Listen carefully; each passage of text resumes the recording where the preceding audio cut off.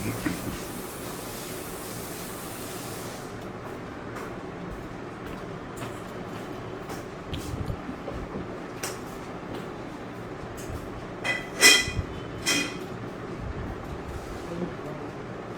Live में आप लोगों का स्वागत है।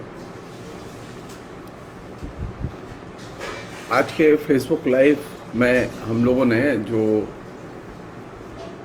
सवाल चर्चा के केंद्र में रखा हुई है कि सोशल मीडिया में मूर्खता का वर्चस्व कैसे स्थापित हुआ।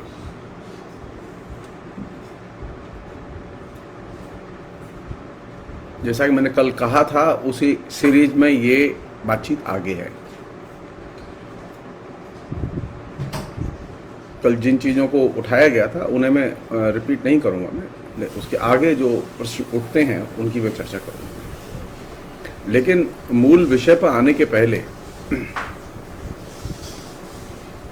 कल नरेश गोस्वामी जी ने कुछ सवाल पूछे थे। उसमें से कुछ सवालों के बारे में बहुत ही संक्षेप में मैं दो एक बातें रखना चाहूँगा।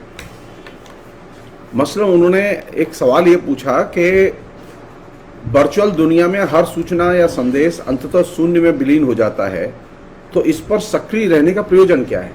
ये उन्होंने मेरी बात के संदर्भ में बात कही थी, सवाल पूछा है।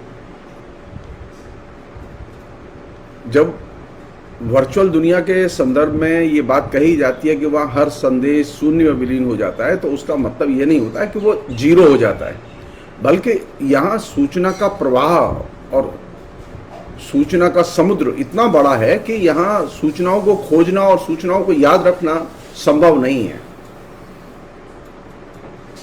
और खासतौर पर कंप्यूटर के आने के बाद, जब तक हम प्रिंट टेक्नोलॉजी के संदर्भ में थे, हमारी स्मृति और हमारी पठन पाठन की प्रक्रिया में हमारा शब्द के साथ में एक दूसरे किस्म का संबंध था। लेकिन कंप्यूटर टेक्नोलॉजी के आने के बाद में ये संबंध एकदम गुणात्मक तौर पर बदल गया। तो अब कोई भी चीज स्मृति में रखना संभव नहीं है। इसलिए कंप्यूटर की आप बार बार आप हिस्ट्री में जाते हैं, उसकी स्मृति में जाते हैं, मेमोरी में जाते हैं और आप खोजबीन करते हैं क्या किया, क्या पढ़ा, अब तक क्या किया था। वर्चुअल की दुनिया का, वर्चुअल के कम्युनिकेशन का एक बहुत बड़ा दायरा है, वो ग्लोबल दायरा है। वहां रहने का प्रयोजन यह है कि अब तक जो चीजें कागज में सुरक्षित थीं, वाचन में सुरक्षित थीं, अब वे चीजें वर्चुअल में सुरक्षित रखी जा सकती हैं। वर्चुअल कम्युनिकेशन ने सारे अब तक की पूर्ववर्ती कम्युनिकेशन की जो उपलब्धियां थी, जो मीडियम्स थे, उन सबको अपने अंदर समाहित किया है। अब वर्चुअल कम्युनिकेशन में आप प्रत्येक पहले के मीडियम को देख सकते हैं, सुन सकते हैं। सो इस दृष्टि से ये बहुत मानव सभ्यता में बहुत बढ़ा हुआ कदम है। लेकिन इसके साथ वही दिक्कत है जो कि सामाजिक जीवन में है। असमान दुनिया में ये असमान कम्युनिकेशन का एक बहुत बड़ा टूल भी है, मीडियम भी है। सामाजिक जीवन में जब तक असमानता है तो डिजिटल असमानता भी रहेगी। सेकंड, जो इसलिए इस पर रहना बहुत जरूरी है और इस पर लिखना भी बहुत जरूरी है, इस पर बोलना भी बहुत जरूरी है। ये कहे कि अगर आपको अपने को थोड़ा सा दीर्घकालिक बनाना है और लोग आपको, दूर दराज के भी लोग आपको पढ़ सकें, सुन सकें, देख सकें, तो वर्चुअल लेखन, वर्चुअल कम्युनिकेशन, वर्चुअल वीडियो, ये सब होना चाहिए। जो लोग ये सोचते हैं कि नहीं सिर्फ प्रिंट भी जरूरी है, बहुत सारे लोग हैं जो प्रिंट ही पढ़ते हैं, तो प्रिंट भी जरूरी है। आप वर्चुअल पर लिखिए। आपका अगर संभव हो और आपका मन करे तो आप किताब भी लिखिए, निबंध भी लिखिए, पत्रिकाओं में भी लिखिए, इसमें कोई दिक्कत नहीं। लेकिन उनकी एक सीमा है, लेकिन वर्चुअल की कोई सीमा नहीं है। मैं अपना अनुभव बता सकता हूं कि मेरा जो ब्लॉग है, जिसमें मैंने पिछले काफी समय से लिखना बंद कर रखा है, उसमें तकरीबन 2,500 से अधिक मेरे पोस्ट हैं। उस ब्लॉग के पाठक तकरीबन 140 देशों में हैं। मैं कभी अपने जीवन में किसी भी तरह से कोशिश करके भी 140 देशों में अपनी पुस्तकें नहीं पहुंचा सकता, अपने लेखन को नहीं पहुंचा सकता। और ये मेरा आंकड़ा बनाया हुआ नहीं है, ये मुझे गूगल सर्च ने, जो वहां पर मैंने एक ऐप लगाया हुआ, आप उसमें जाके देख सकते हैं उसे। मैं कलकत्ते में रहता था जब मैंने वो ब्लॉग बनाया। कलकत्ते में मेरे पाठक कम थे, लेकिन कैलिफोर्निया में, वॉशिंगटन में, अमेरिका के देशों में, शहरों में पाठक ज्यादा थे। तो वर्चुअल कम्युनिकेशन का एक मीनिंग है, और वह मीनिंग तब है जबकि आप उस पर कंटेंट क्रिएट करें, वैकल्पिक दृष्टिकोण से सामग्री निर्मित करें। मैं उसके प्रयोजन से इनकार नहीं करता, मैं तो सबसे ज्यादा उसका इस्तेमाल करता हूं। एक अन्य चीज, दूसरा सवाल जो उन्होंने उठाया था वो ये कि क्या सोशल मीडिया इंपल्सिव, तात्कालिकता से प्रेरित व्यवहार को बढ़ावा देता है? यस। कम्युनिकेशन की जितनी भी टेक्नोलॉजी है हमारे बीच में, खासतौर पर ये जो कंप्यूटर जनित या कंप्यूटर कनेक्टेड जितनी भी टेक्नोलॉजी के रूप हैं, वे सारे के सारे आपकी सहजजात वृत्तियों से सीधे जुड़ते हैं। और इस पर कंप्यूटर साइंस के जिन लोगों ने ये कंप्यूटर साइंस का निर्माण किया, वे सारे विद्वान एकमत हैं। इसलिए कंप्यूटर में लिखते समय, कंप्यूटर से जुड़ी हुई टेक्नोलॉजी में लिखते समय, और अभी तो क्या है, हर कम्युनिकेशन जो है वो कंप्यूटर से जुड़ा हुआ है।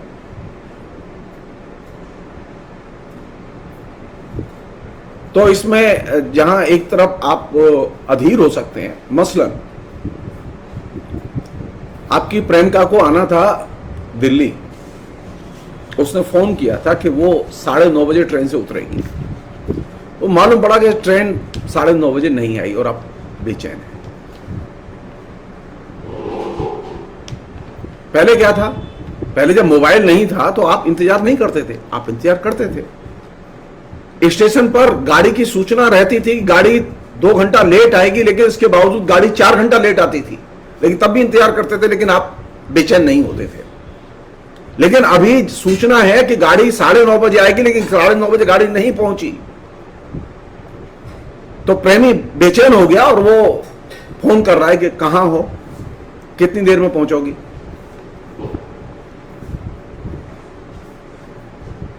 कंप्यूटर की टेक्नोलॉजी ने, मोबाइल की टेक्नोलॉजी जो कंप्यूटर से जुड़ी हुई है, इसने अधीरता को बढ़ावा दे दिया। और पहले जो इंतजार में जो आनंद था, वो इंतजार का आनंद खत्म हो गया। अब हमें पता चल गया कि गाड़ी जो है वो टुंडला में रुकी हुई है, तो हमारी जो क्यूरोसिटी थी, हमारी जो बेचैनी थी, वो बेचैनी खत्म हो गई। अब टुंडला में रुकी हो, टुंडला से आने में 3-4 घंटे लगेंगे। तो रियल टाइम कम्युनिकेशन में जो सबसे बड़ी कैजुअलिटी हुई, वो किसकी हुई? आप जिस चीज का धैर्य के साथ इंतजार करते थे, वो धैर्य आपके अंदर से खत्म हो गया। और आपकी जो क्यूरोसिटी होती थी, वह क्यूरोसिटी, जो बेचैनी आपके अंदर क्रिएटिविटी क्रिएट करती थी, वो क्रिएटिविटी भी खत्म हो गई। अब आपको रियल टाइम में, आप तत्काल अपने फोन लगाया, पता चल गया गाड़ी टुंडला रुकी हुई, तो आपकी बेचैनी खत्म।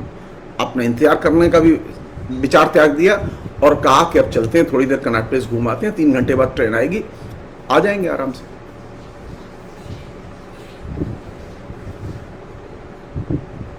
तो ये जो तात्कालिकता है और ये जो इंपल्सिव भाव है, इस तात्कालिकता और इंपल्सिव भाव को कंप्यूटर जनित टेक्नोलॉजी और कंप्यूटर कनेक्टेड टेक्नोलॉजी ये इंक्रीज करती हैं, वे डिक्रीज नहीं करते। एक और चीज, जो लोग कंप्यूटर पर ज्यादा देर काम करते हैं, उनको नर्व्स संबंधी प्रॉब्लम्स भी होती हैं, ज्यादा देखी गई। इसलिए ये सही है कि तात्कालिकता एक बहुत महत्वपूर्ण फैक्टर इसमें है। थर्ड जो क्वेश्चन रमेश गोस्वामी जी ने पूछा था वो ये कि वैचारिक ध्रुवीकरण तो रोजमर्रा के जीवन में भी रहता है, क्या उसे मीडिया का लक्षण और परिणाम कहना उचित होगा? मीडिया का वो परिणाम नहीं है, मीडिया ने तो उसमें सिर्फ ऐड किया है, मीडिया उसे नए रूप में रूपांतरित कर रहा है। मीडिया का कोई अपना निजी कंटेंट नहीं होता, मीडिया का कंटेंट सिर्फ वह होता है जो टेक्नोलॉजी मोल्ड करके बनाती है। टेक्नोलॉजी में चीजें रूपांतरित होती हैं। तो आपके ध्रुवीकरण जो पहले से था, उस ध्रुवीकरण की नेचर, आपके रिएक्शन की नेचर, तात्कालिक प्रतिक्रिया देने की स्थिति, अब इसमें ह्यूमन एलिमेंट काम नहीं करता। अब इसमें सिर्फ टेक्नोलॉजी और टेक्नोलॉजी के जरिए कम्युनिकेशन काम करता है। आप ये नहीं देखते कि सामने वाला जो है वो कौन है, वो पढ़ा लिखा आदमी है, कोई समझदार आदमी है, कोई हिस्टोरियन है, कोई साइंटिस्ट है। यहां गधा घोड़ा घास सब बराबर है। लेकिन जब आप मीडिया के बाहर होते हैं और सामने डायरेक्ट बात कर रहे होते हैं तो आपका एटीट्यूड अलग होता है। आप चीजों को दूसरे ढंग से रिसीव करते हैं और दूसरे ढंग से रिएक्ट करते हैं। तो वैचारिक ध्रुवीकरण में जो एक पर्सनल संबंध और पर्सनल ज्ञान हुआ करता था व्यक्ति के बारे में, जो व्यक्ति बात कर रहे हैं आपस में, कम्युनिकेशन में जो लोग शामिल हैं उनके बारे में, वो ज्ञान अब गायब है। अब फेसबुक पर ट्वीट करने, लिखने वाली, पोस्ट लिखने वाले, उस पर रिएक्शन लिखने वाले सब एक जैसे हैं, शिक्षित, अशिक्षित, कम शिक्षित, सब एक जैसे हैं।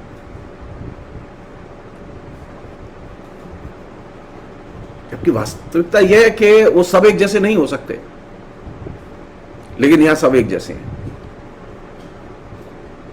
माने एक मूर्ख व्यक्ति का इतिहास ज्ञान और रोमिला थापर का इतिहास ज्ञान एक जैसा नहीं हो सकता, लेकिन फेसबुक में एक जैसे हैं। तो कुछ भी लिख सकता है, कुछ भी बोल सकता है, आप उसे रोक थोड़ी सकते हैं। तो ये एक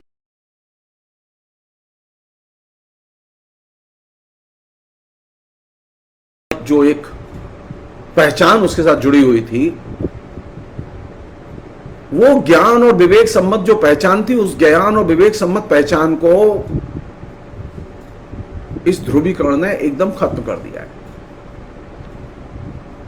अब सब एक जैसे हैं।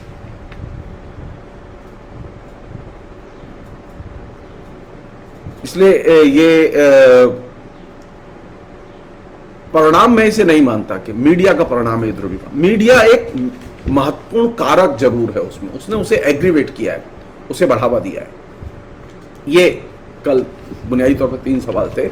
एक सवाल अक्षय बकाया ने, जो पेरिस में पढ़ाते हैं, उन्होंने भी लिखा था कि क्या मैं फेसबुक अकाउंट डिलीट नहीं करूं। मैं तो बात ही शुरू यहां से की कि मुझे जेरोन लेनियर की बातें अच्छी लगती हैं, वो बहुत महत्वपूर्ण आलोचक है, लेकिन मैं उसकी इस बात से सहमत नहीं हूं जो कि उसने व्यंग में लिखी है कि फेसबुक, ये सोशल मीडिया अकाउंट डिलीट कर दो। उसकी तर्क इसी पुस्तक में, उसके तर्क हैं जिनकी मैं चर्चा कर रहा हूं आपसे।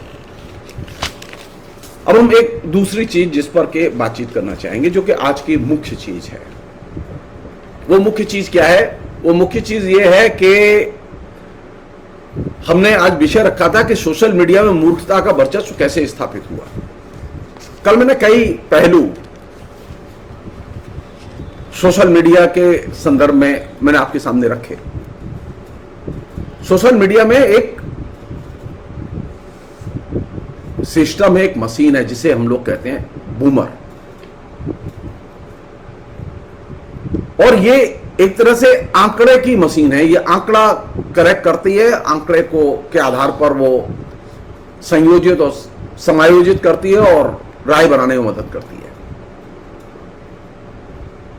और ये कंप्यूटर के क्लाउड में रहती है। इसका काम ही है कि ये निरंतर आंकड़ों को कलेक्ट करना, उनका मूल्यांकन करना। और ये जो आंकड़े होते हैं इनमें बहुत सारे आंकड़े रियल भी नहीं होते।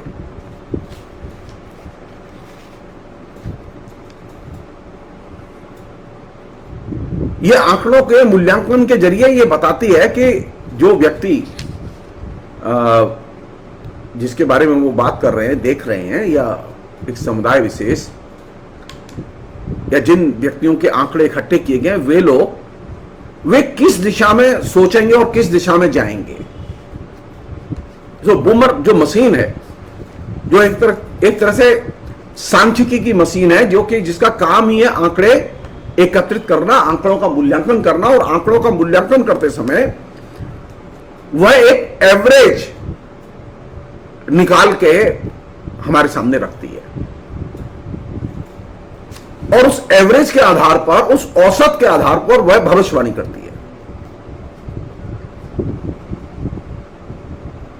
मसलन वे ये कह ही सकता है कोई उनसे, या वो ये अपने प्रयत्न पर भी कर सकते हैं कि जगदीश्वर चतुर्वेदी पिछले 10 साल से फेसबुक पर एक्टिव है, उनके डाटा निकाले जाएं और डाटा निकाल के बताया जाए कि वो लोग क्या कर रहे हैं, वो किस दिशा में सोच रहे हैं, किधर जा सकते हैं। और ये जो बूमर मशीन है ये फीडबैक का काम करती है। वो जगदीश्वर चतुर्वेदी की सारी गतिविधियों की मीमांसा करेगी, उसका डाटा इकट्ठा करेगी। उस डाटा को इकट्ठा करते समय वो एक सिरे से वो ये पता करके बताएगी कि वो किस दिशा में जा रहे हैं। इसमें प्लस माइनस दोनों है, इसमें लाभ भी और नुकसान भी है। नुकसान क्या है? नुकसान यह है कि अगर कोई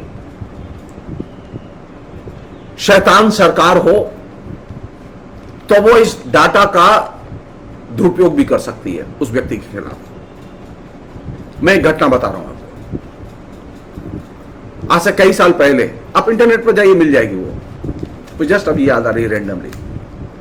कई साल पहले एक लड़का रेगुलर, घटना ये हुई थी कि कुछ शरारती लोगों ने लंदन में मेट्रो स्टेशन पर बम विस्फोट किया, और बम विस्फोट की वजह से बहुत सारी हलचल मची, बहुत नुकसान हुआ, और बम विस्फोट करने वालों को पकड़ने की कोशिश शुरू हुई, और उस चक्कर में इंटरनेट की सर्चिंग भी शुरू हुई। तो इंटरनेट के जरिए जब सर्चिंग शुरू हुई और बूमर मशीन की मदद ली गई, तो मालूम पड़ा कि एक लड़का है जो कि लगातार पिछले कई साल से लाइब्रेरी जाता है, और लाइब्रेरी में जाके वो सिर्फ बम की किताबें निकालता है, बम बनाने की किताबें निकालता है, उन्हीं किताबों को पढ़ता है। वो इंटरनेट पर जाता है तो बम बनाने की विधि वाली वेबसाइट पर जाता है, उनको पढ़ता है और अपनी नॉलेज बनाता है।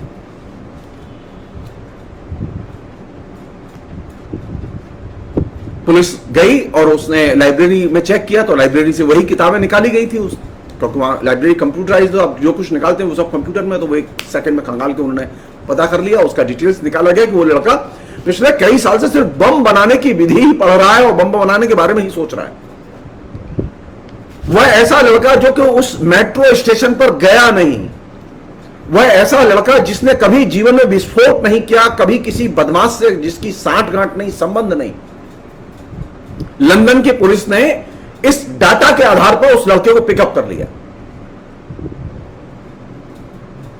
और यह सिद्ध कर दिया कि इससे देश की सुरक्षा को खतरा है, क्योंकि यह बम बनाने के बारे में सोच रहा है और बम बनाने के बारे में पढ़ रहा है।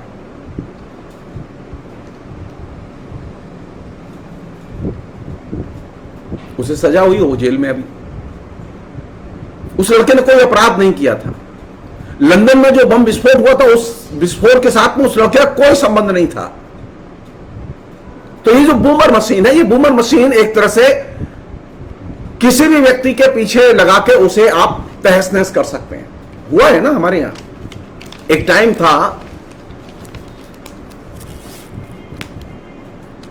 अब आपने माओवादियों पर पाबंदी लगा दी। तो माओवादियों पर जब आपने पाबंदी लगा दी तो मालूम पड़ा जिनके घर माओवादियों का साहित्य पकड़ा गया, उनको भी पकड़ने और कहा कि प्रतिबंधित साहित्य ये आपके घर में नहीं रह सकता।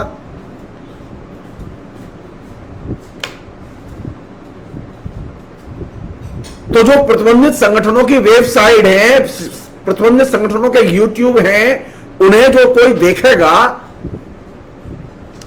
उन्हें पुलिस आसानी से देशद्रोही का गिरफ्तार कर सकती है।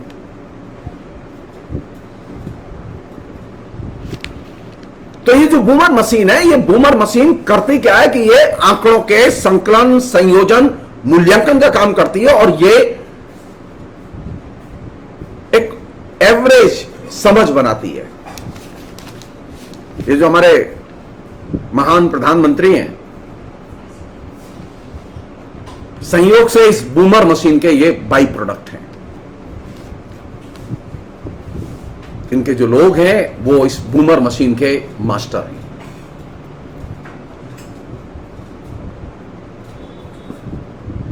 अगर इस बूमर मशीन के जरिए ये पता किया जाए कि भाई हिंदुस्तान में या दिल्ली में पेड़ काटने से पर्यावरण पर क्या नुकसान होगा, तो बूमर मशीन से आपको पता नहीं चलेगा। लेकिन अगर आप इनसे ये पूछिएगा, बूमर मशीन से ये पूछिएगा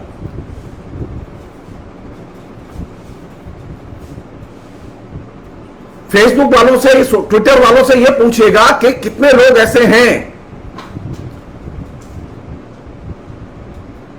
जिन्होंने सेंट्रल विस्टा प्रोजेक्ट को लेकर और उसके जरिए जो पर्यावरण की हानि हो रही है उसको लेकर पोस्ट लिखी है। उनके नाम, पते बताओ, उनके डिटेल्स बताओ।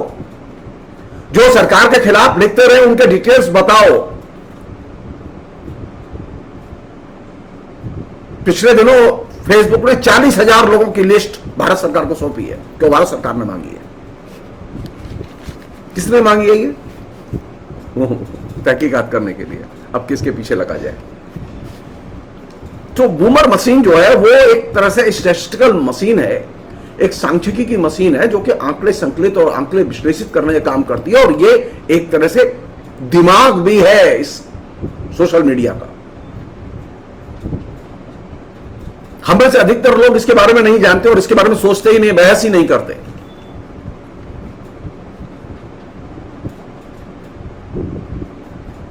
इसमें 6 महत्वपूर्ण एलिमेंट हैं, तत्व हैं जो कि विचार करने योग्य हैं। इसमें पहला तत्व जो है वो ये है कि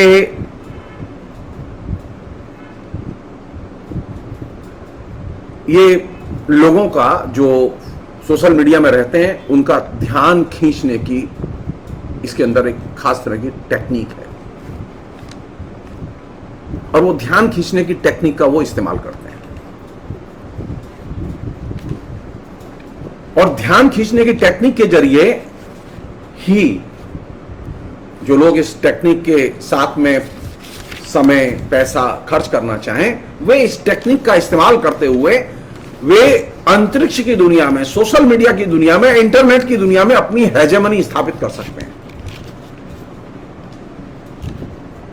आप लोग सब अच्छी तरह से जानते हैं कि ट्रंप ने जो पहला जो इलेक्शन जीता, दूसरे में तो वो हारे, पहला जो इलेक्शन जीता, उस इलेक्शन में उन्होंने इस टेक्निक का और इस मशीन का सबसे बड़े पैमाने पर इस्तेमाल किया।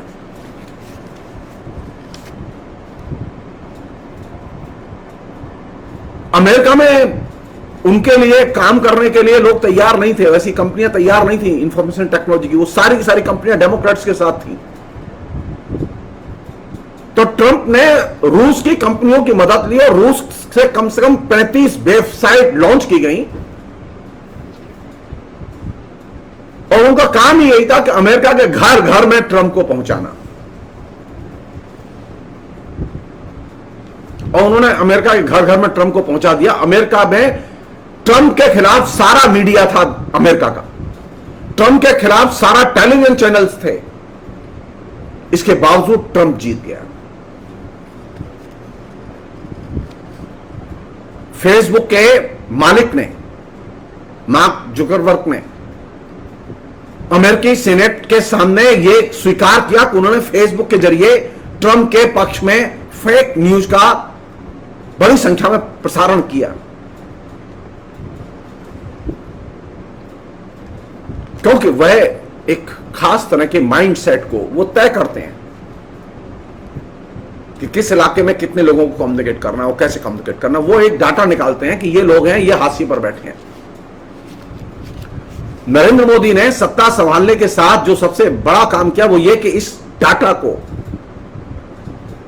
इस बूमर मशीन को सबसे इफेक्टिवली उसने इस्तेमाल किया और उन लोगों को, उनके मैसेज को, उनके फेसबुक पन्नों को, उनके ट्विटर को, उनके व्हाट्सएप को हर लेवल पर टारगेट किया गया।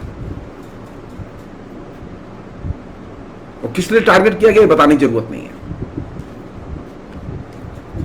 तो ये जो इसका जो पहला एलिमेंट है वो ये ध्यान खींचने वाला एलिमेंट है। ये अपनी तरफ, यानी जिस विषय को आप केंद्र में लाना चाहते हैं उसकी तरफ ध्यान खींचो। और ये ध्यान खींचने का काम कब होता है? जब आप ऑनलाइन हो।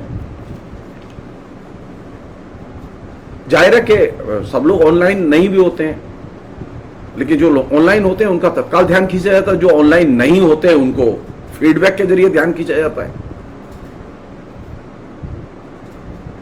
और यह कोशिश की जाती है जो ऑनलाइन नहीं है वे अब ऑनलाइन रहें। यह बूमर मशीन करती है।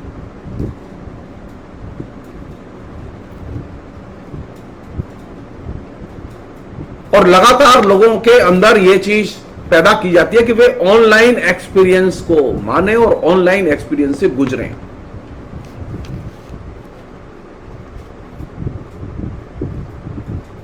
रियल एक्सपीरियंस नहीं, ऑनलाइन एक्सपीरियंस। और इस पूरी प्रक्रिया ने भारत को ही नहीं सारी दुनिया के देशों को प्रभावित किया है।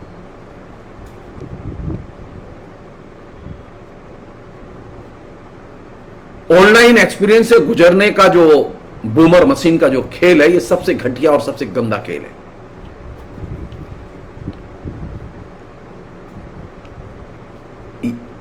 जरेन लोनियर कहते हैं कि ये सबसे बड़ा ईंधन भी है सोशल मीडिया का। सोशल मीडिया में जो इनकम है, सोशल मीडिया में जो फ्लो है, सोशल मीडिया में जो लोगों का आवागमन है, उसको बनाए रखने में इस एलिमेंट की बहुत बड़ी भूमिका है। बिना इसके सोशल मीडिया चल ही नहीं सकता। सोशल मीडिया बिजनेस ही नहीं कर सकता अपना।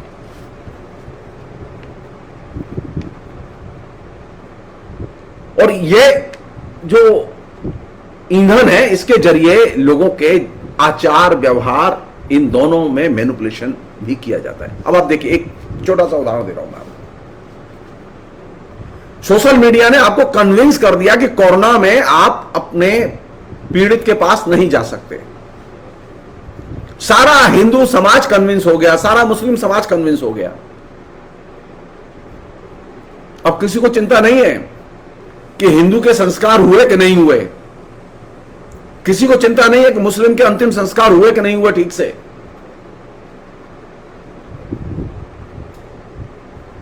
क्योंकि ऑनलाइन जो कहा जा रहा है उसे मानो, ऑनलाइन जो एक्सपीरियंस है उसे मानो। सच्चाई क्या है?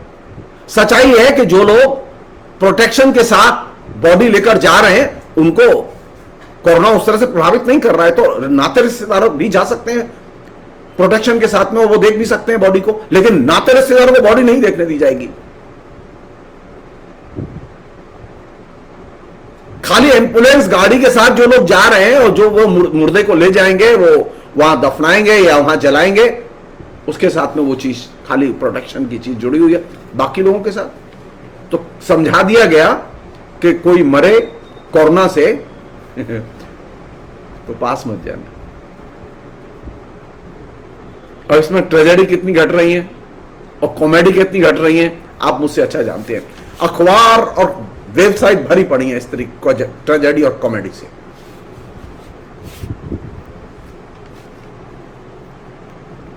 तो ऑनलाइन एक्सपीरियंस और रियल लाइफ एक्सपीरियंस, इन दोनों के बीच में इसने एक फांक पैदा की। ऑनलाइन कहा जा रहा है कि मोदी जी अच्छा कर रहे हैं, सब कन्विंस है कि मोदी जी अच्छा कर रहे हैं, तो ऑनलाइन कहा जा रहा है। और हमें यही समझाया गया पिछले 7 साल में कि ऑनलाइन एक्सपीरियंस महत्वपूर्ण और प्रामाणिक एक्सपीरियंस है। तो वह व्यक्ति जो ऑनलाइन रहता है, जो फेसबुक में रहता है, ट्विटर में रहता है, इंस्टाग्राम में रहता है, जो कि अखबार पढ़ता है ऑनलाइन ही, जो वेबसाइट पढ़ता है ऑनलाइन ही, जो कि व्हाट्सएप पे रहता है, वह सामान्य तौर पर जाके बाजार को देखने के लिए और बाजार को देख के अपनी समझ बनाने के लिए तैयार नहीं है। आप दिल्ली में जाइए, किसी भी मार्केट में जाइए, आप उत्तर प्रदेश के शहर में किसी भी मार्केट में जाइए, गुजरात में किसी भी शहर के बाजार में जाइए, आप लोगों से पूछिए, बाजार में जो दुकानदार है उससे पूछिए, उसके अनुभव को पूछिए, ऑल इज वेल, तो आपको मालूम पड़ेगा ऑल इज वेल कहीं नहीं है, बल्कि बहुत बुरी हालत है। लेकिन ऑनलाइन कम्युनिकेशन में यह चीज आपको नहीं मिलेगी। तो आपके दिमाग की जो नाकेबंदी की गई है, आपके जो आचरण को जो मोल्ड कर दिया गया है, वो किस दिशा में मोल्ड कर दिया गया है? वो मोल्ड कर दिया गया है कि आप ऑनलाइन जो कहा जा रहा है, ऑनलाइन जो एक्सपीरियंस है, आप उन्हीं पर विश्वास करें। और आप आंख मीच के ऑनलाइन एक्सपीरियंस पर विश्वास करते हैं, आप रियल लाइफ के जो एक्सपीरियंस हैं उन पर विश्वास नहीं करते। रियल लाइफ के एक्सपीरियंस क्या है? ऑनलाइन का एक्सपीरियंस यह है कि माइग्रेशन हुआ ही नहीं, आपको कहीं किसी भी तरह की ऑनलाइन कवरेज नहीं मिलेगी मजदूरों ने माइग्रेट किया। आपको किसी भी तरह का कवरेज नहीं मिलेगा करोड़ों मजदूरों की नौकरी चली गई, क्योंकि आपके दिमाग में बिठा दिया कि online experience is a real experience. Online जो न्यूज होती है वो सही होती है, आप उस पर विश्वास कीजिए। लेकिन ऑनलाइन तो ये आया ही नहीं। रियल लाइफ में क्या घटा? रियल लाइफ में यह घटा कि लोगों की नौकरी चली गई। एक अन्य चीज वो ये कि ये जो बूमर जो आंकड़ा मशीन है, ये आंकड़ा मशीन ये मैनिपुलेशन में सबसे बड़ी मदद करती है। और ये एक तरह से कह सकते हैं, सोशल मीडिया के जो लोग हैं, सोशल मीडिया के सिद्धांतकार हैं, वे कहते हैं कि ये मैनिपुलेशन का एम्पायर है बूमर मशीन। और मैनिपुलेशन के एम्पायर होने के नाते ये आपके आचरण को सीधे प्रभावित करती है और खासतौर पर नकारात्मक आचरण को पैदा करने में यह बहुत ही सक्रिय भूमिका अदा करती है।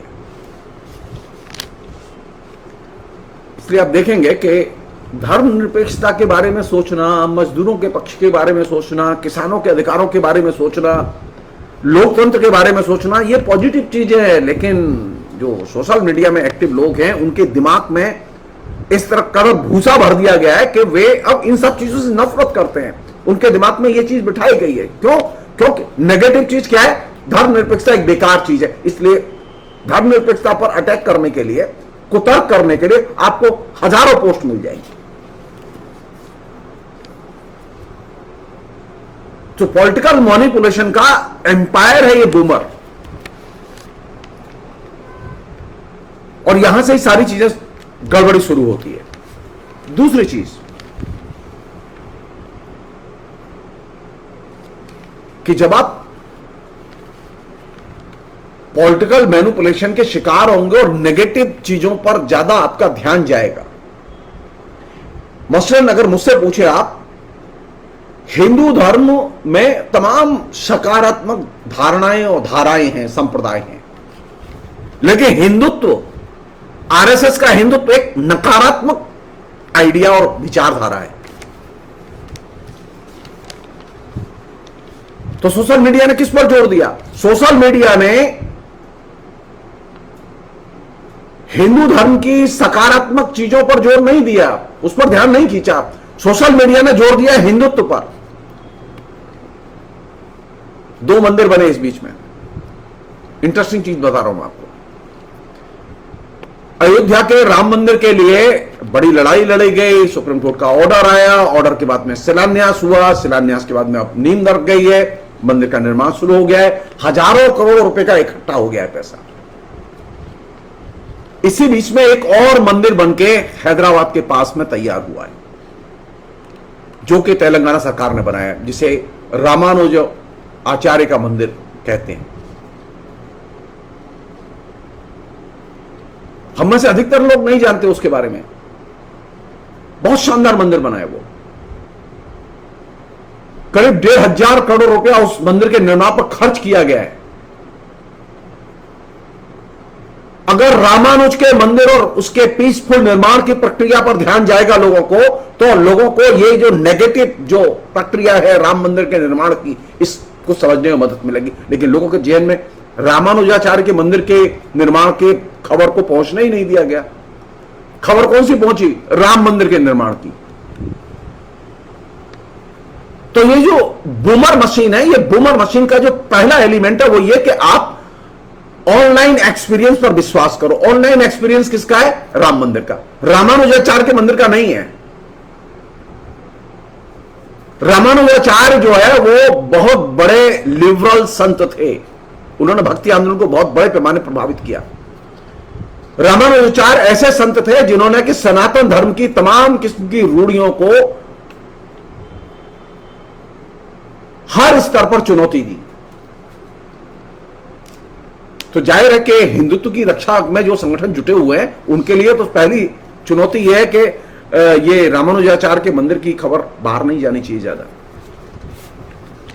आप सर्च करके देखिए कितनी खबर है उसकी इंटरनेट पर, और आप ये सर्च करके देखिए कि राम मंदिर के निर्माण की कितनी खबर है, आपको उसका अनुपात पता चल जाएगा। तो ये जो बूमर मशीन है, ये बूमर मशीन जो है ये एक तरह से नेगेटिव आइडियाज, नेगेटिव विचारधारा, नेगेटिव एटीट्यूड्स, नेगेटिव संस्कार इनको फलने फूलने का मौका देती है और प्रसारित होने का मौका देती है।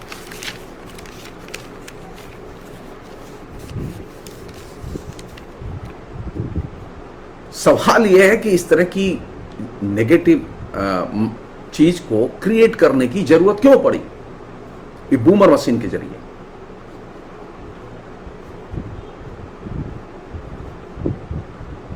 इसमें एक अद्भुत मतलब ह्यूमन साइकोलॉजी है जो कि इसमें ऑपरेट करती है। वो ह्यूमन साइकोलॉजी क्या है कि साधारण आदमी जब ऑनलाइन जाता है तो ऑनलाइन, अब एक और भी चीज हुई है, आपने एक चीज नोटिस की, नरेंद्र मोदी के आने के बाद में एक चीज पर जोर दिया जा रहा है, ऑनलाइन परचेजिंग करो, ऑनलाइन पेमेंट दो। नरेंद्र मोदी के पहले ऑनलाइन परचेजिंग, ऑनलाइन मार्केटिंग ये बहुत नीचे थी, लेकिन नरेंद्र मोदी के आने के बाद और खासतौर पर पिछले 3 साल में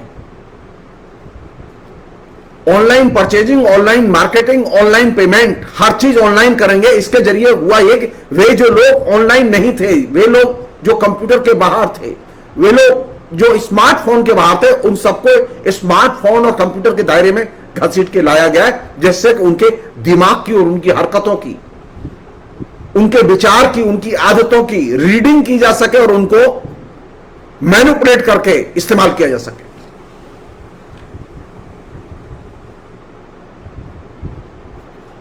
तो अब ऑनलाइन में कौन सी चीज है जो आपको अपील करती है? अब ऑनलाइन खरीदारी करते हैं हम लोग, सब लोग करते हैं। तो ऑनलाइन खरीदारी करते समय कौन सी चीज दिमाग में रहती है? ये चीज रहती है कि एक्स्ट्रा कहां मिल रहा है। अगर अमेजोन पे एक्स्ट्रा मिल रहा है तो अमेजोन से लेंगे, फ्लिपकार्ट पे मिल रहा है तो फ्लिपकार्ट से लेंगे, किसी और पे मिल रहा है तो वहां से लेंगे। एक्स्ट्रा कहां मिल रहा है, किस चीज पे एक्स्ट्रा मिल रहा है? या फिर यह कि वो जो रिवार्ड्स पॉइंट होते हैं, उन रिवार्ड पॉइंट्स की खोज कर रहा है वो। इस एक्स्ट्रा कहां मिल रहा है, रिवार्ड पॉइंट्स कहां मिल रहे हैं, या हमको कैशबैक कहां मिलेगा, इसमें कौन सी चीज है जो आपके जहन में उतारी जा रही है? कौन सी चीज है जो आपके अंदर एक एडिक्शन की तरह पैदा की जा रही है? वो ये कि आप जब खरीदारी करने जाएं, पहले जाते थे हम बाजार खरीदारी करने के लिए, बातचीत करते थे और खरीद के चले आते थे, ज्यादा सोचते नहीं थे। महंगी चीज खरीदते थे तो सोचते थे।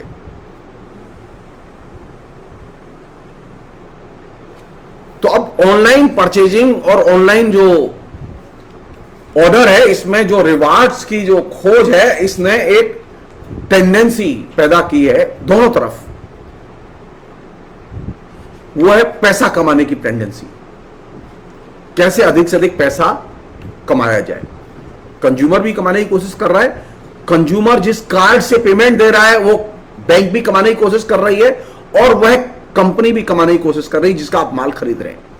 तो तीनों तरफ ये एक नई चीज सेंटर में आई है कि अब लोगों को बार बार इसके लिए तैयार किया जा रहा है कि वे पैसा कमाने की कला विकसित करें, कि कैसे अधिक से अधिक पैसा रिवार्ड के तौर पर मिले।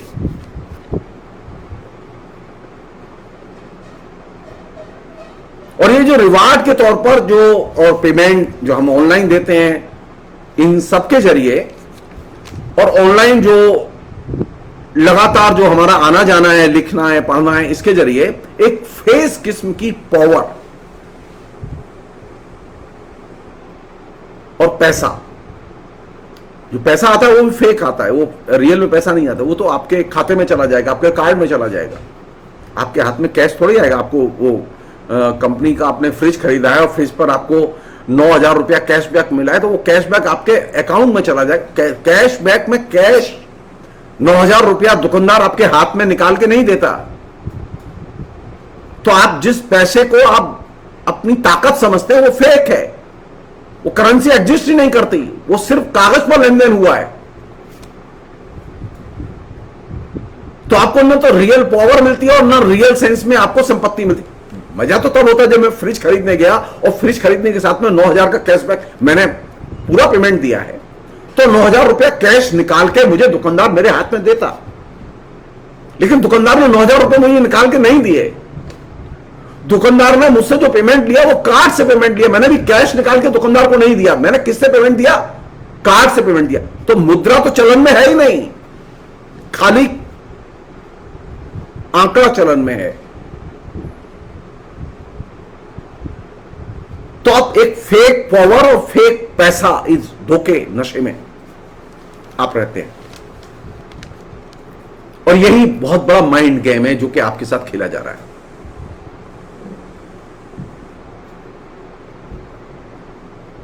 और जब आप इस माइंड गेम के शिकार होते हैं तो फिर आपका ध्यान किसी और चीज की तरफ नहीं जाता। अब आप देखते हैं कहां से ज्यादा रिवार्ड पॉइंट्स मिलेंगे, कहां से ज्यादा रिटर्न मिलेगा, और यही वह जगह है जहां कि व्यक्ति एक मूर्ख व्यक्ति में रूपांतरित हो जाता है। तो आप जो ऑनलाइन जाते हैं और ऑनलाइन आते हैं, तो ऑनलाइन जाना, ऑनलाइन आना, ऑनलाइन परचेज करना, ऑनलाइन खरीदारी में रिवार्ड्स पॉइंट लेना, ऑनलाइन खरीदारी में पेमेंट देना और उसमें फेक पावर और फेक पैसे का एक्सपीरियंस गेन करना और उसमें एक अपने को ताकतवर महसूस करना, यही वह उस मूर्ख व्यक्ति का लक्षण और रूपांतरण है। इसका एक दूसरा महत्वपूर्ण एलिमेंट है बूमर टेक्नोलॉजी का, वो ये कि ये बूमर टेक्नोलॉजी ये हर एक से टकराती है, ये भी कह सकते हैं हर एक किस सिर से टकराती है। ठेठ भाषा में आप ये भी कह सकते हैं कि ये आपके सिर पर पत्थर मारती है। क्यों? क्योंकि हर एक आदमी अहरनिश निगरानी में है इसके। ये जब से स्मार्टफोन आया है, जब से ये कंप्यूटर आया है, कंप्यूटर के आने के बाद कोई व्यक्ति, ये जो लगातार जो आपको इंसिस्ट किया गया ना कि आप ऑनलाइन जाइए, ऑनलाइन पेमेंट दीजिए, आप ऑनलाइन रजिस्ट्रेशन कराइए, आप वैक्सीन लगाना चाहते हैं ऑनलाइन रजिस्ट्रेशन कराइए, ये हर चीज का ऑनलाइन रजिस्ट्रेशन और मोबाइल का आपके पॉकेट में होना,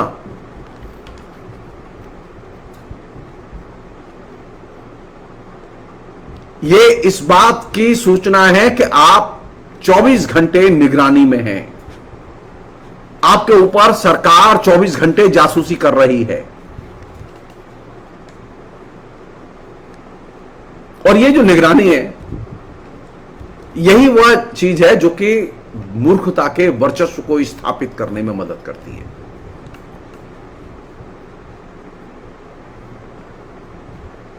इस क्रम में दो चीजें तेजी से घट रही हैं, यानी इस अहरनिश निगरानी के या सिर टकराने की जो कला जो बूमर टेक्नोलॉजी ने विकसित की,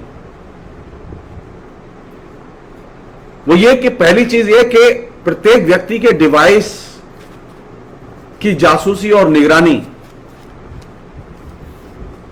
हो रही है और उसे जासूसी और निगरानी तंत्र से जोड़ दिया गया हर डिवाइस को।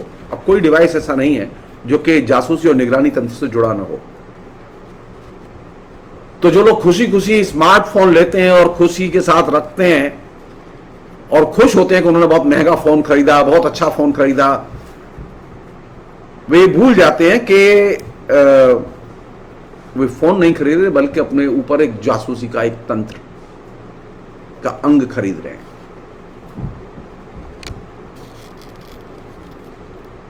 और ये जो जासूसी है किस लिए है? आपकी प्रतिक्षण की गतिविधियों की नजरदारी के लिए।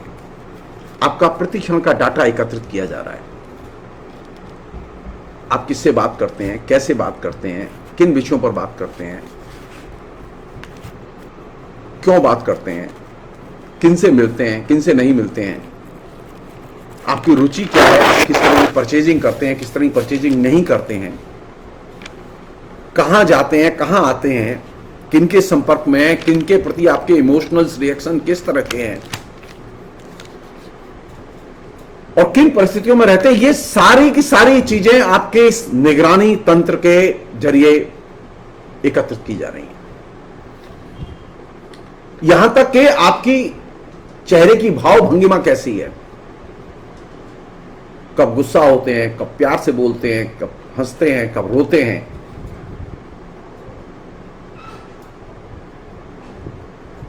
ये जो सारा डाटा जो आपका एकत्रित किया जा रहा है, ये इलेक्ट्रॉनिक डिवाइस के जरिए एकत्रित किया जा रहा है और ये एकत्रीकरण बेसिकली आपकी प्राइवेसी का अतिक्रमण है। लेकिन हमारे यहां अभी इस बात को कोई समझता ही नहीं है। प्राइवेसी के अतिक्रमण को, प्राइवेसी की नीति को तो कोई मानता ही नहीं है कि हमारे यहाँ तो प्राइवेसी कोई पॉलिसी है ही नहीं। और ये एक ऑटोमेटिक सिस्टम है जो कि ये सारी चीजें अपने आप करता रहता है, जिसको कि एल्गोरिथम कहते हैं। मैं उसे स्वचालित समायोजन कहता हूं। ये डाटा एक दूसरे को जोड़ता रहता है। मसलन अगर मैं नक्सल किस्म के लोगों से बात करता हूं तो मेरी बातें नक्सल किस्म के लोगों के साथ में और दूसरे वैसे ही लोगों के साथ में जोड़कर फिर देखी जाएंगी और मुझे कैटेगराइज कर दिया जाएगा। और ये काम बूमर मशीन बड़ी आसानी से और ऑटोमेटिक तरीके से करती है। और इसके आधार पर वे पूर्वानुमान लगाते हैं और पूर्वानुमान के आधार पर फीडबैक तैयार करते हैं। और यही वह चीज है दिल्ली के दंगों में कई व्यक्तियों के खिलाफ जो कि एकदम निर्दोष, जिनके घर जलाए गए, जिनके खुद नुकसान हुए, उनमें से 3 लोगों की कल जमानत हुई है और भी कई लोगों की जमानत हो चुकी है। किस चीज को आधार बनाया गया? Mobile connection. वो उस समय वो मोबाइल कहां था, दंगा जहां हो रहा है वहां वो व्यक्ति था कि नहीं था, इसके लिए प्रमाण क्या है? उसका मोबाइल, वो मोबाइल वहां था। अरे मैं जिस इलाके में रहता हूं वहां मेरे पास मोबाइल भी है। अगर खुदा ना खास्ता दंगा हो जाए और सरकार मुझे दंगे में लाभ दे, मेरा दंगे से कोई लेना देना नहीं है, तो सरकार के पास में एक ही प्रमाण है कि ये वहां थे, घटना स्थल के पास थे। और इसका प्रमाण क्या है? इसका प्रमाण यह है कि इनका देखिए मोबाइल उस समय सर्वेलेंस में था और वही था। तो वो तो होगा ही। मैं तो घर है मेरा, यहां मेरे घर में अगर मेरा मोबाइल नहीं होगा तो क्या होगा?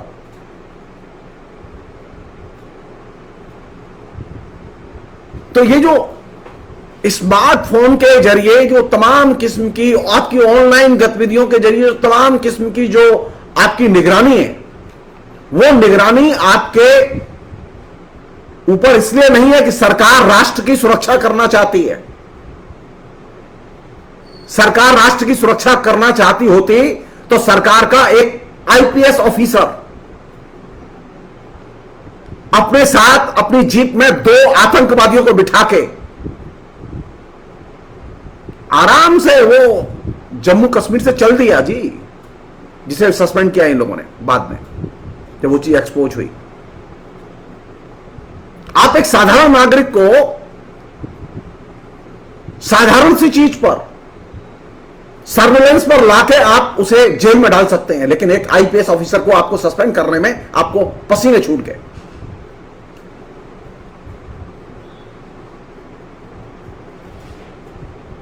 जब आपके यहां इतनी निगरानी है, इतना सर्वेलेंस है, तो ये तो पूछा ही जा सकता है ना, फिर ये आतंकवादी इतने सक्सेसफुल क्यों है कि वे रोज आए दिन हमले कर देते हैं? क्यों नहीं रोक पाते आप? सो राष्ट्र की सुरक्षा से इसका कम संबंध है, इसका संबंध है नागरिकों पर निगरानी और नागरिकों की आचार व्यवहार पर नजरदारी और उनके आचार व्यवहार को कैसे मोल्ड किया जाए।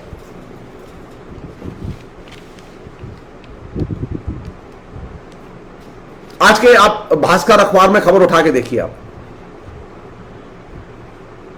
कानपुर के नेताओं की, जो सरकारी दल है उसके नेताओं की खबरें हैं कि कैसे उनके अपराधियों से संबंध है। सरकार नहीं जानती, सरकार अपराधियों के फोन कॉल ट्रेस नहीं करती, देखती नहीं है।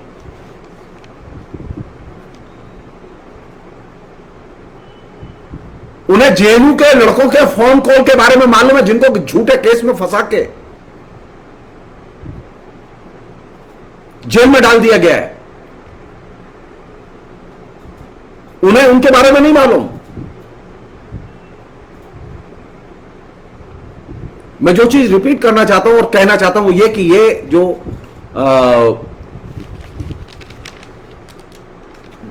बूमर मशीन है, ये बूमर मशीन का एक बहुत महत्वपूर्ण, और सोशल मीडिया का एक बहुत महत्वपूर्ण पहलू है कि वह ऑनलाइन कम्युनिकेशन को निगरानी में वो लेता है। और ये निगरानी की कला सबसे पहले शुरू की जब फेसबुक ने सीआईए के साथ अपना गठबंधन किया। जिस समय गठबंधन किया था, मैंने तब भी लिखा था, तो अमेरिका में हर एक नागरिक के ऊपर निगरानी और नजरदारी है। लोगों को लग रहा था कि इंटरनेट आया है तो फ्रीडम ऑफ एक्सप्रेशन मिलेगा, हमारी प्राइवेसी की रक्षा होगी, लेकिन अमेरिका में प्राइवेसी की रक्षा नहीं हुई, फ्रीडम ऑफ एक्सप्रेशन नहीं मिला लोगों को। तो ये जो स्वचालित बूमर मशीन के जरिए जो स्वचालित जो आपका समायोजन है, आपकी सारी गतिविधियों की निगरानी है, छानबीन है, पड़ताल है, इसमें मूल थ्रस्ट यह है कि आपके आचार व्यवहार को कैसे बदला जाए, उसको कैसे सरकारी प्रोपेगेंडा के तहत खड़ा किया जाए। और यही वो जगह है जहां से कि बड़े पैमाने पर लोग जो सोशल मीडिया में आए, जो स्मार्टफोन में आए, वो धीरे धीरे धीरे करके शिफ्ट होते चले गए। तो एक तरफ बीजेपी ने व्हाट्सएप ग्रुप बनाने की आंधी शुरू की कि हमें 40 लाख व्हाट्सएप ग्रुप बनाने। काहे के लिए व्हाट्सएप ग्रुप बनाने आपको? क्योंकि आपको ये जो बूमर मशीन है, इसके जरिए आपको लोगों के आचार व्यवहार इन सब पर हमला करना है, उसे मोल्ड करना है। एक थर्ड एस्पेक्ट जो जरूरी एस्पेक्ट है वो ये कि हर व्यक्ति के पास में अपना एक कंटेंट होता है,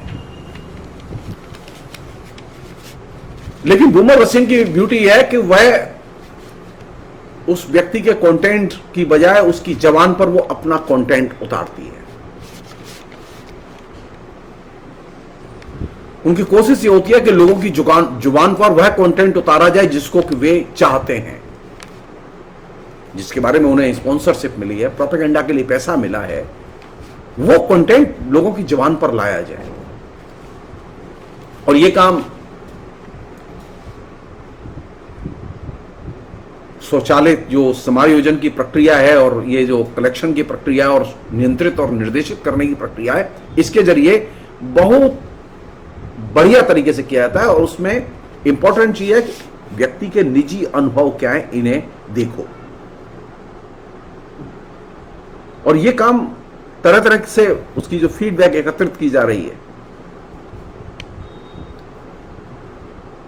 वो क्या करता है, क्या पढ़ता है, क्या खरीदता है, क्या सोचता है, इसके जरिए जो उसकी फीडबैक ली गई है, इससे उन्हें एक चीज का तो अंदाजा लगता है, जिसे हम लोग भी जानते हैं, कि हर एक आदमी की देखने की नजर अलग अलग होती है। हर एक आदमी अलग अलग तरीके से खरीदता है, सोचता है, पढ़ता है, वो चीजों को भिन्न नजरिए से देखता भी है। अब ये एक जो भिन्नता है, ये एक बड़ी चुनौती है भारत में, भारत जैसे विशाल देश में, कि इसे कैसे कंट्रोल किया जाए। अब आप सोचिए थोड़ी देर के लिए, नरेंद्र मोदी हिंदी भाषी क्षेत्र में अपने साइबर टीम के जरिए सक्सेसफुल क्यों हैं और बंगाल में क्यों नहीं है?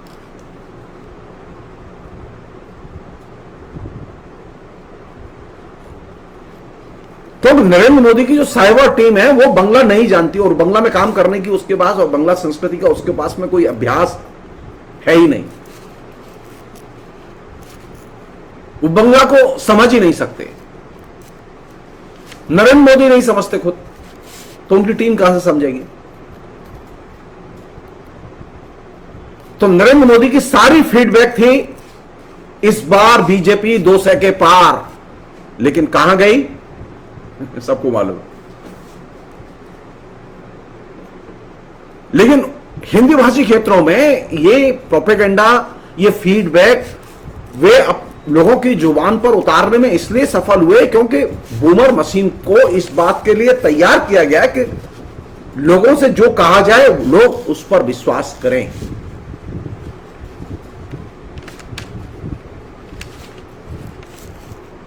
बूमर मशीन लोगों को यह बताती है कि आप भिन्न तरीके से क्यों देखते हैं, कैसे देखते हैं, और इसे कैसे बदला जा सकता है।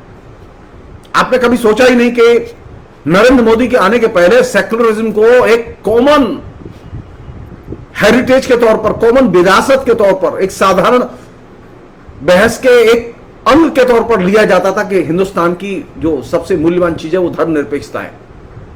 लेकिन नरेंद्र मोदी के कैंपेन ने, और नरेंद्र मोदी के जो साइबर कैंपेन ने स्पेशली, धर्मनिरपेक्षता को एकदम कॉमन डिस्कोर्स से, कॉमन सेंस से एकदम खदेड़ के बाहर कर दिया।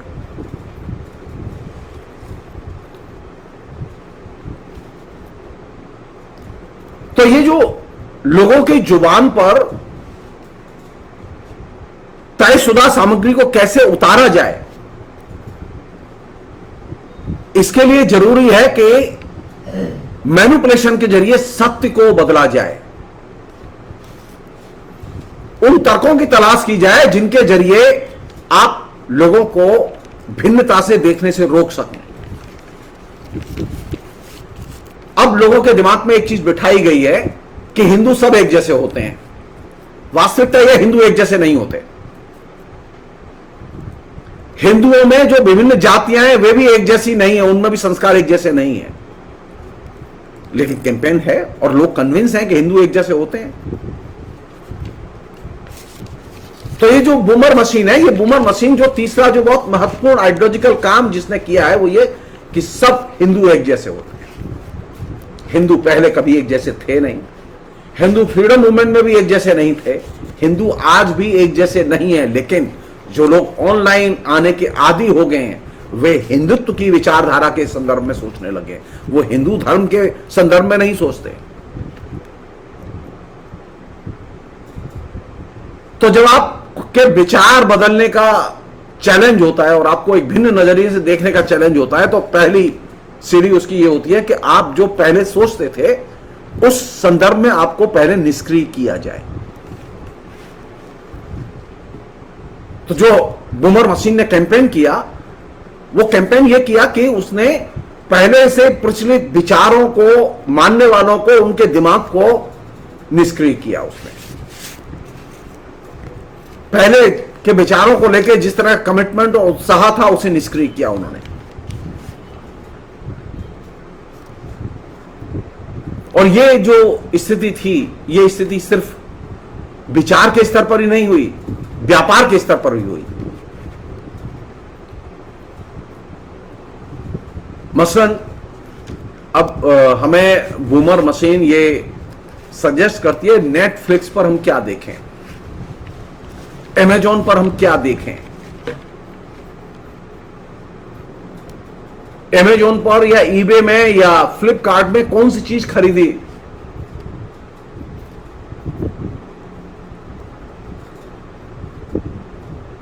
दिलचस्प बात यह है कि बूमर मशीन को कोई पेमेंट नहीं देता, लेकिन वो इसके बावजूद वो लोगों की आचार व्यवहार एटीट्यूड्स उसमें रूपांतरण करती है। ये उसकी स्वाभाविक प्रक्रिया है।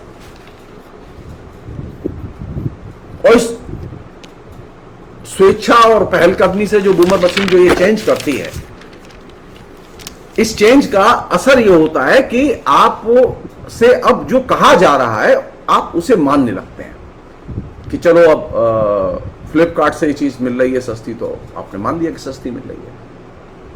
अब मैं छोटा सा उदाहरण बता रहा हूं आपको। मैं अपने कॉलोनी में मदर डेयरी से दूध खरीदता हूं और दूध वो जिस भाव से आता है, मैंने अचानक एक इंटरनेट से दूध कंपनी, मजबूरी थी, घर से नहीं निकल पा रहा था, मैं पैक किया, वही आकर्षण था उसमें, तो उसमें 25% रिवार्ड है, 25% देंगे। और वो 25% कैसे दे रहे थे? वो 67-68 रुपए किलो के हिसाब से दूध दे रहे थे, उसमें से 25% मुझे दे रहे थे। तो अब 50 रुपए 52 रुपए में तो नीचे मिल जाता है दूध।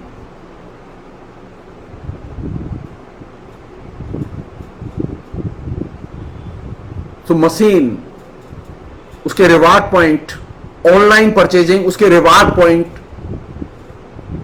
उससे प्रभावित होने वाले हम लोग,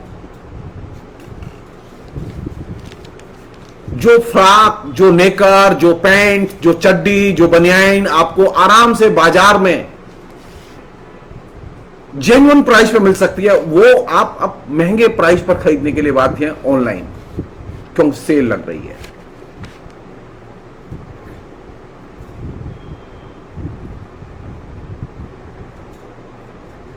इस क्रम में जो फीडबैक सुनिश्चित की गई है और जो फीडबैक आ रही है, उस फीडबैक के जरिए आपके सारे आचार व्यवहार, इन सबको संशोधित किया जा रहा है।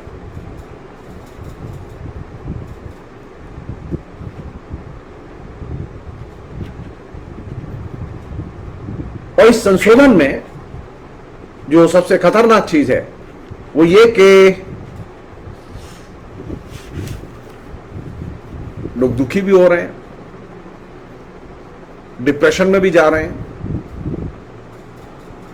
वोटर टर्नआउट पर भी इसका असर पड़ रहा है, वोट की राजनीति पर भी इसका असर पड़ रहा है, ब्रांड की लॉयल्टी पर भी असर पड़ रहा है इसका।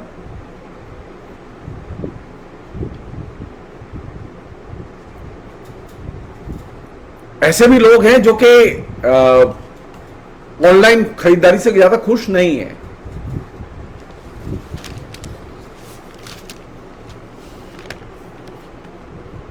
क्योंकि इसमें जांच पड़ताल की, फीडबैक की कोई संभावना नहीं है।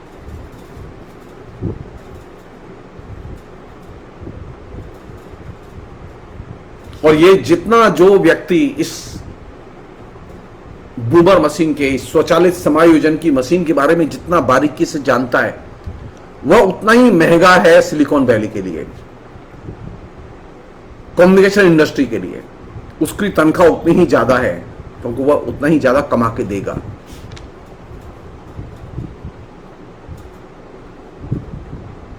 आखिरी पॉइंट इस पूरे प्रसंग में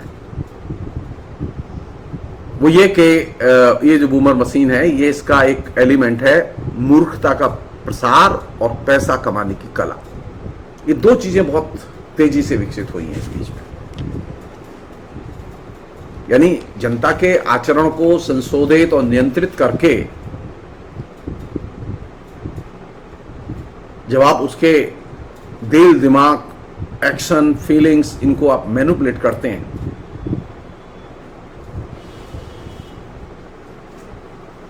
तो अब आपके सामने स्थिति क्या है कि अब आप अखबार नहीं पढ़ते, न्यूज फीडबैक पढ़ते हैं।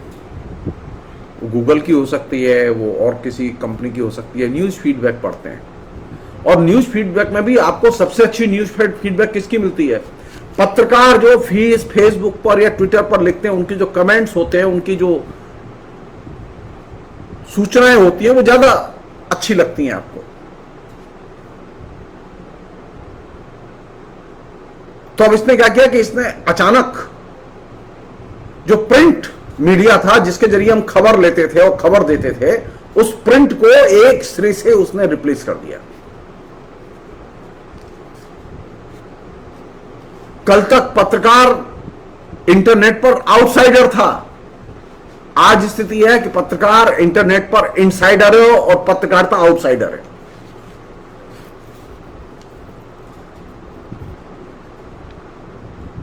कुछ साल पहले तक पत्रकार इंटरनेट पर आना नहीं चाहते थे, फेसबुक पर, सोशल मीडिया पर आना नहीं चाहते थे, लेकिन अब इंटरनेट और सोशल मीडिया से जाना नहीं चाहते।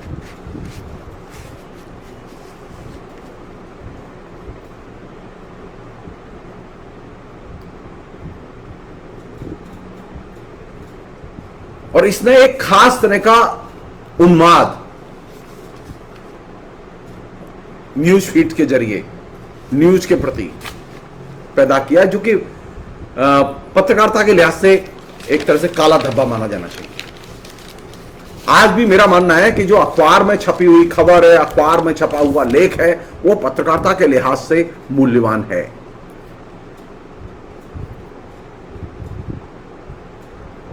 अब हुआ यह है कि मुझे भी कह रहे हैं लोग कि आप ये जो कर रहे हैं इसके लिए आप एक यूट्यूब चैनल क्यों नहीं बना देते, फायदा भी होगा, कुछ कमा भी लेंगे। लेकिन मेरी मुसीबत यह है कि मुझे कमाने की कोई चिंता नहीं है। ऐसा नहीं कि मेरे पास दौलत हो, ऐसा नहीं है, लेकिन मेरे एटीट्यूड में नहीं है ये। क्योंकि ये बूमर मशीन ये लगातार लोगों के जेहन में एक ही चीज पैदा करती है, पैसा कमाओ, पैसा कमाओ। आप इंटरनेट पर भी आए तो पैसा कमाइए, आप यूट्यूब पर आए तो पैसा कमाइए। वित्तीय इंसेंटिव इसका एक इनहेरेंट एलिमेंट है जो कि लोगों को अपील करता है, और इस वित्तीय इंसेंटिव के एलिमेंट ने बूमर मशीन को और ज्यादा डायनेमिक बना दिया, और ज्यादा गतिशील बना दिया है। सिलिकॉन वैली में काम करने वाले लोगों से आप बात कीजिए तो आपको तरह तरह की चर्चाएं मिलेंगी। अरे साहब, उसका यूट्यूब चैनल इतना कमाता है, उसका यूट्यूब चैनल इतना कमाता है, उसकी वेबसाइट इतना कमाती है। यानी हम ज्ञान के लिए नहीं आते, हम नॉलेज बांटने के लिए और शेयर करने के लिए नहीं आते। मैं अपनी जानता हूं, मैं दूसरों की नहीं जानता। मुझे पेंशन मिलती है, और जैसे भी मिलती है मुझे पेंशन मिलती है। हिंदुस्तान की गरीब जनता के पैसे से मुझे पेंशन मिलती है। हिंदुस्तान की गरीब जनता के पैसे से मुझे तनख्वाह मिलती थी। मेरी तब भी यही अप्रोच थी जो आज अप्रोच है, कि मेरी जवाबदेही हिंदुस्तान की गरीब जनता के प्रति है। पैसा कमाने के लिए मुझे तनख्वाह नहीं मिलती, और पैसा कमाने के लिए मुझे पढ़ने की और पढ़ाने की जगह नहीं मिली थी। मैं अगर फेसबुक पर आता हूं, मैं अगर यूट्यूब पर, छोटा सा चैनल है उसमें मुश्किल से 200 लोग दोस्त हैं मेरे, तो मुझे पैसा थोड़ी कमाना है। मुझे जो मिलता है मैं उसका तो रिटर्न दूं पहले।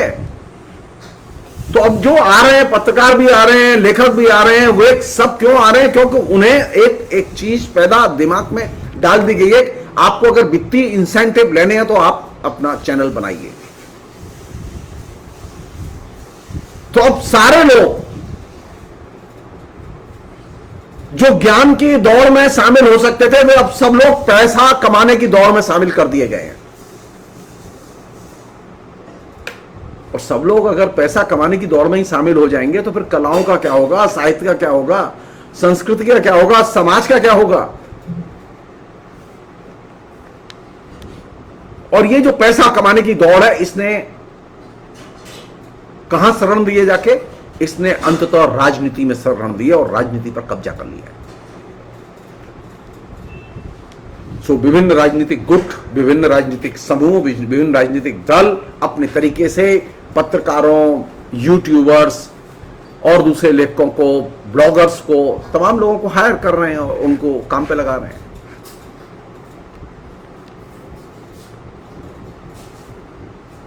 तो जमीनी स्तर पर तो इससे अंधकार पैदा होगा, जमीनी स्तर पर इससे उजाला पैदा नहीं होगा, क्योंकि आपने वहां लिखना बंद कर दिया और यहां आप पैसे कमाई शुरू कर दिया आपने। तो यहां पर भी अंधेरा रहेगा और वहां पर भी अंधेरा रहेगा, आपका सिर्फ पैसा रहेगा।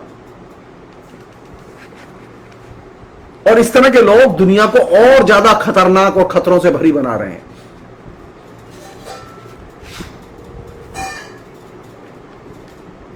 जेरोन लेनियर कहते हैं कि इस पैसे की अंधी दौड़ में, पैसा कमाने की अंधी दौड़ में जो लोग इंटरनेट पर, सोशल मीडिया में जा रहे हैं, उन्हें यह बात ध्यान रखनी होगी कि पैसा अंत में, या पैसे का मोह अंत में मैनिपुलेशन और साइबर माफिया को जन्म देगा। और इसके जरिए कौन सी चीज पैदा होगी? फेकू न्यूज, जिसे हम लोग कहते हैं फेक न्यूज, फेकू राइटर, और जब फेकू न्यूज और फेकू राइटर पैदा होंगे और वे लिखेंगे और उनकी बाढ़ आ जाएगी जैसे कि आई हुई है, तो फिर वह जो भीड़ तैयार होगी, झूठ की भीड़ और फेंकू समाज। सो बुमेर की ये विशेषता है कि उसने बड़े पैमाने पर झूठ की भीड़ और फेंकू समाज, ये दोनों पैदा किए। सारी दुनिया में जहां जहां कंप्यूटर की टेक्नोलॉजी का विकास हुआ, वहां ये प्रकृति दर्ज की गई। वो अमेरिका में भी है, वो ब्रिटेन में भी है, वो जर्मनी में भी है, वो भारत में भी है। तो अब हो क्या रहा है?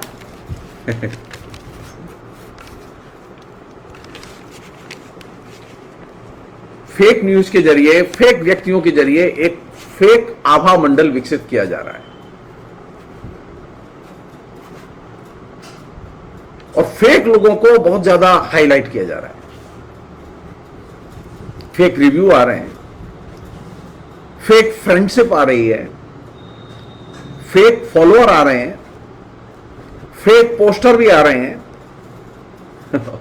फेक टूल किट भी आया जो समित पत्रा वाला था। ये एक तरह से सामाजिक गुंडागिर्दी को विकसित कर रहे हैं, और इन सबका एकमात्र लक्ष्य है प्रेशर पैदा करना, मनुष्य की मनोदशा, उसकी आदतों, उन्हें प्रभावित करना और उन्हें परपीचुअल, अहर्निश भय और टेंशन में रखना। और ये जो फेंकू आदमी है जो कि इस बूमर मशीन ने पैदा किया है, ये जो फेक आदमी है जो इस बूमर मशीन ने पैदा किया है, जो कि बड़े पैमाने पर सोशल मीडिया में अवेलेबल है, इसकी ब्यूटी है कि ये सत्य के बारे में तर्क नहीं करता, सत्य के बारे में लिखता नहीं है। और यही वह जगह है जहां से कि वह आपको खदेड़ के मूर्खता के दायरे में ले जाके फेंक देता है। तो आप जब सोशल मीडिया में होते हैं तो आप देखिए कि सब्सटेंशियल इश्यूज पर, जिंदगी के वास्तविक मसलों पर कितना लिखा जा रहा है। तो कहने का मेरा मतलब यह कि समस्या इंटरनेट नहीं है, इंटरनेट से भागने की जरूरत नहीं है, समस्या स्मार्टफोन भी नहीं है, जैसा कि जेरोन लेनियर कहते हैं। असल समस्या यह है कि ये जो दिमागी नियंत्रण की जो प्रक्रिया है, जो बूमर मशीन के जरिए की गई है,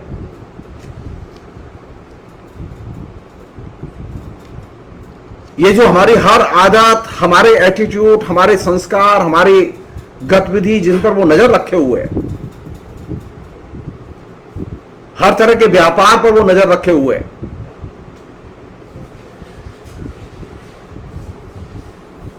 उसमें बुनियादी चीज है इंसेंटिव देकर भ्रष्ट करने की कला। अब इंसेंटिव देकर आपको भ्रष्ट किया जा रहा है। सारी दुनिया में अकेला एक देश है जिसमें कि बूमर का इस्तेमाल नहीं होता, वह है चीन।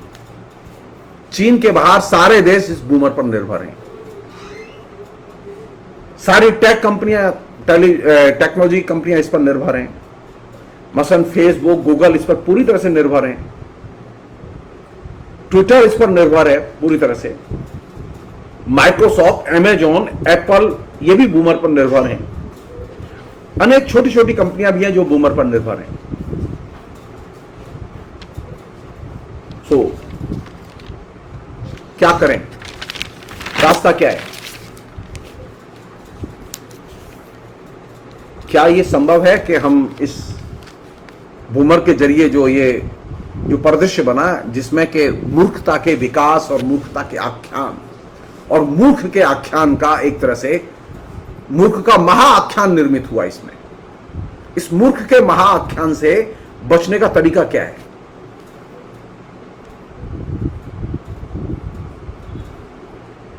हमारे पास क्या कोई तरीका है कि हम इसके एडिक्शन से बच सकें? हाँ, एक तरीका है। वो तरीका क्या है? वो तरीका यह है कि जैसा कि लोग कहते हैं कि आप वे सारे ऐप हटा दें जो ऐप आप मुनाफे के लिए हों।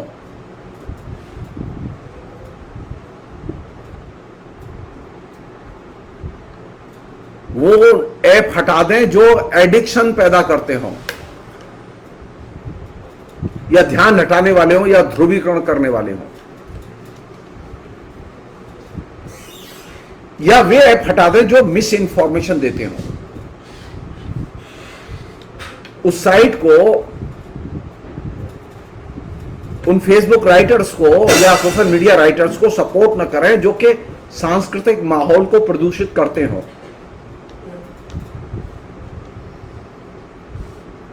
इस मूर्खता से बचने का एक और तरीका है, वो ये कि देश की गंभीर समस्याओं पर विभिन्न किस्म के नजरिए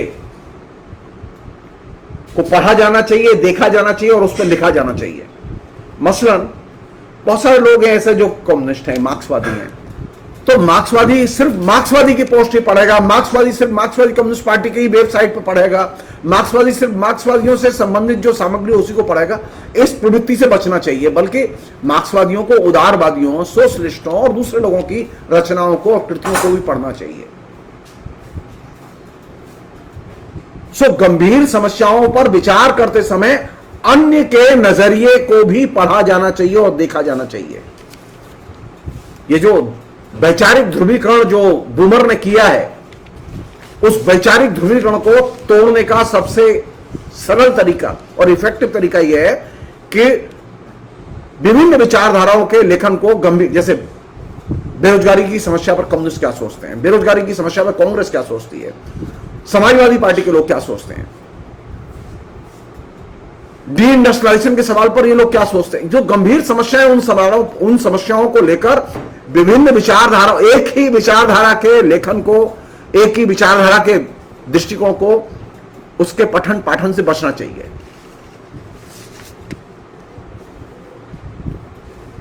और दूसरी चीज कि सोशल मीडिया पर सक्रिय रहते समय गुस्सा और घृणा, इन दो चीजों से बचें। किसी के प्रति गुस्सा करने की जरूरत नहीं है और किसी के प्रति नफरत दिखाने की जरूरत नहीं है। सहिष्णुता एक बहुत बड़ा इंस्ट्रूमेंट है जो कि इसका प्रत्युत्तर है।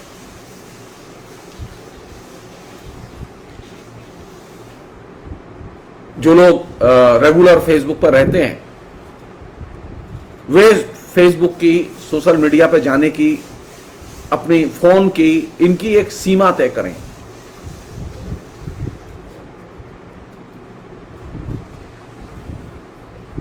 और लोगों ने ये सजेस्ट किया है कि कम से कम जो लोग सोशल मीडिया में रहते हैं वो सप्ताह में एक दिन कम से कम डिस्कनेक्ट रहें।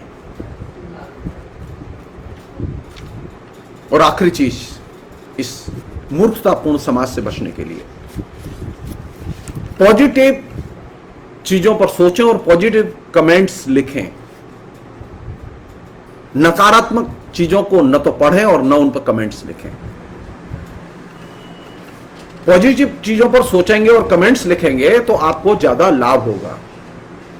और जो लोग साहित्य के लोग हैं कि मूर्ख मंडली कैसे बनती है और मूर्ख मंडली कैसे चर्चा करती है, उनके लिए मैं एक नाटक है मूर्ख मंडली के नाम से ही, बंगला के बहुत प्रसिद्ध लेखक थे ब्रजेंद्र लाल राय, उनका एक प्रहसन है जो कि हिंदी में ट्रांसलेटेड फॉर्म में अवेलेबल है। मैं चाहूंगा कि लोग पढ़ें उसे, उन्हें सीखने को मिलेगा कि आखिर मूर्ख मंडली बनती कैसे थी।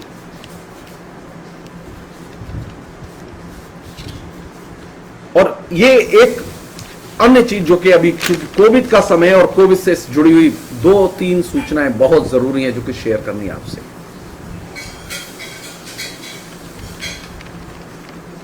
कोरोना के बारे में 2020 के दौरान जो सबसे प्रमुख 10 मिस इंफॉर्मेशन और डिस इंफॉर्मेशन देने वाली कंपनियां थी, फेसबुक पर काम करने वाली कंपनियां थी, उनकी पोस्ट की पड़ताल की गई और 10 जो है विश्व स्तर के जो स्वास्थ्य संगठन हैं, WHO वगैरह, उनके मैसेज की और उनके पढ़ने वालों की समीक्षा की गई। तो इससे पता चला कि फेसबुक पर जो पेज या सक्रिय थे, जो उनकी मिस इंफॉर्मेशन फैलाने में सबसे बड़ी भूमिका रही है, खासकर उनकी जो पोस्ट थी, उनकी पोस्ट को 3.8 बिलियन लोगों ने 2020 के 8 महीनों में पढ़ा और इनमें तकरीबन 200 बड़ी पोस्ट ऐसी थी जो कि हेल्थ संबंधी मिस इंफॉर्मेशन और राइटर्स लेख से संबंधित थी। यानी फेसबुक पर सुनियोजित ढंग से कोरोना को लेकर फेक न्यूज का और मिस इंफॉर्मेशन का एक तरह से बवंडर पैदा किया गया।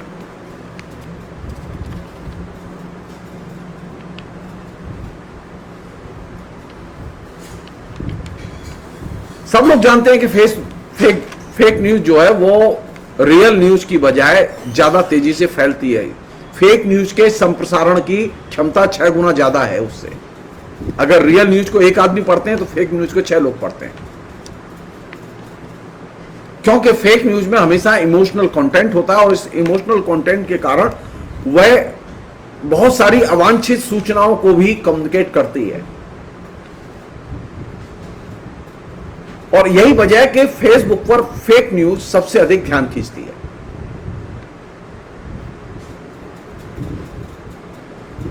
लोगों ने जिस चीज के प्रति सावधान किया वो ये कि आप कभी गुस्से में ना आए। फेसबुक पर गुस्सा व्यक्त करना और गुस्से में लिखना वो नुकसानदेह माना गया, क्योंकि उसका इंपैक्ट एरिया बहुत बड़ा होता है।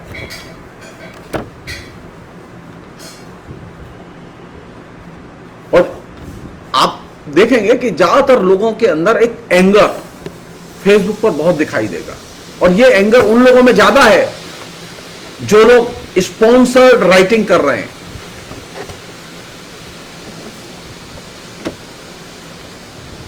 कार्नेगी मिलान यूनिवर्सिटी के लोगों ने जो रिसर्च की कोरोना वायरस उससे रिलेटेड मसलों पर, खासतौर पर ट्विटर के अंदर, तो उन्होंने 200 मिलियन ट्वीट का अध्ययन किया और उसमें पाया कि उसमें 200 मिलियन ट्वीट में 100 मिलियन ट्वीट झूठी थी, फेक थी, झूठ से भरी हुई थी, उनमें झूठी कहानियां थी। यानी एक नया मीडियम हमारे बीच में विकसित हुआ है झूठ के प्रोपेगेंडा का, जिसे हम लोग ट्विटर कहते हैं। वहां फेक पोस्ट तेजी से जाती और फैल जाती है, और वहां इतने बड़े स्केल पर पोस्ट जाती हैं और आती हैं कि वहां फैक्ट चेक करना, तथ्य की पड़ताल करना, जांच करना संभव नहीं होता। फेसबुक में उत्तेजना भड़काने वाली, ध्रुवीकरण करने वाली पोस्ट इन दिनों बहुत तेजी से आ रही हैं और उनकी बाढ़ आई हुई है।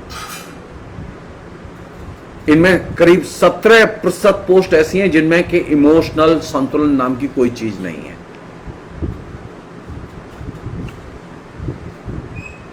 ऑक्सफोर्ड यूनिवर्सिटी के रिसर्च में एक चीज सामने आई है, वो आखिरी चीज वो ये कि मिस इंफॉर्मेशन, पोलराइजेशन और षड्यंत्रकारी कंटेंट बड़ी मात्रा में ट्वीट के जरिए हम लोगों के जेहन में उतारा गया है।